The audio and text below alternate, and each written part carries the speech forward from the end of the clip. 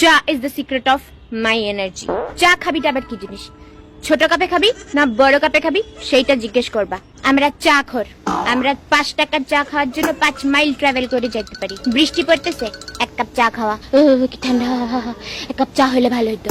মাথা ধরলে আমরা ওষুধ খাই না, বামও লাগাই না, আমরা চা খাই। টেনশন হইলে আমরা রিল্যাক্স ফিল করার জন্য 2 কাপ চা মারি দিই। ভাই আমরা 40 ডিগ্রি টেম্পারেচারের প্রচন্ড গরমেও চা খাই। ফিলিং স্যাড, চা খাও।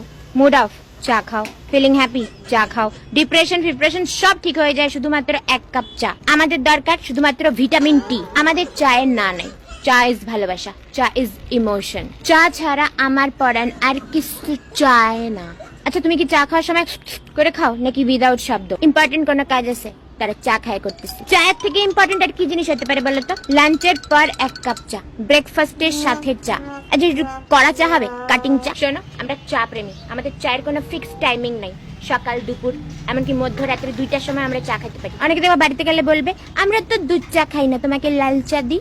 মনে হয় বলি যে তোর লাল চা তুই নিজে খা। কিন্তু এগুলো রিসেন্টলি কি শুরু হয়েছে? মাছ দিয়ে চা, ডিম দিয়ে চা, মোমো দিয়ে চা, আপেল